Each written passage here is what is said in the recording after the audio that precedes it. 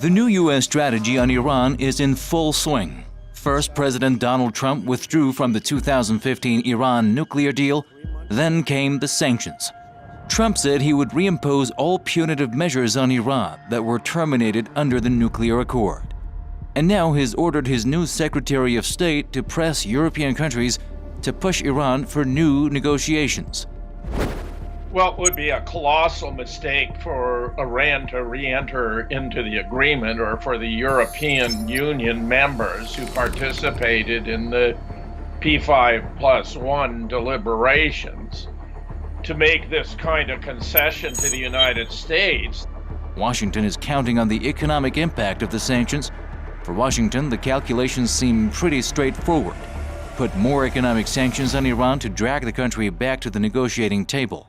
But the big question is whether other countries will follow the U.S. lead. I'm very, very troubled because there appears to be a broader political agenda at work here that reflects very poorly upon Donald J. Trump as President of the United States.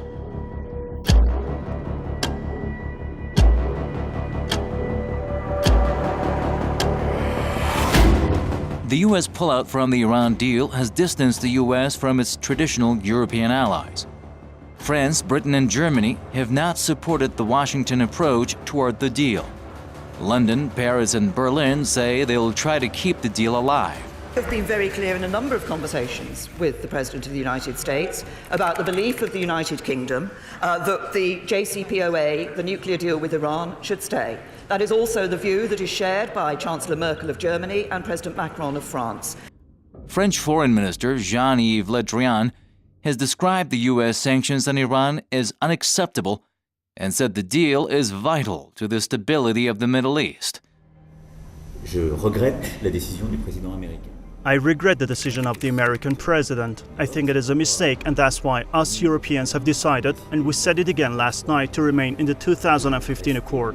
Germany has also announced plans to minimize the impact of U.S. sanctions on Iran. Russia and China are also interested in continuing with the deal.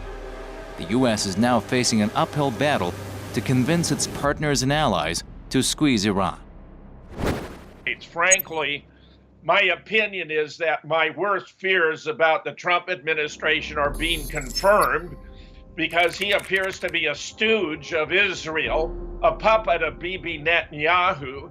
He's taking actions that are desired by Israel, but not by the rest of the civilized world. The only nations that have applauded his actions here are Saudi Arabia, Israel, and a few of the other Gulf nations that do not appreciate democracy.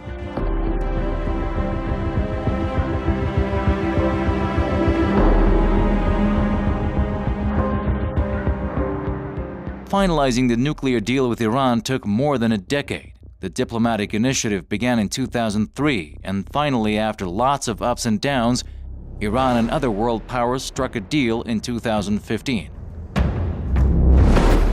I regret to say, but the withdrawal from the Iran agreement here appears to be political theater that is part and parcel of a long-term plan to sabotage Iran, to bring about regime change, and possibly even undertake a military invasion. Under the deal, Iran agreed to curb its nuclear program in exchange for sanctions relief. The U.S. is now out of the accord and is pressing Iran to renegotiate it. But experience has shown that negotiating with the U.S. is pointless. But should Iran trust Europe in salvaging the deal?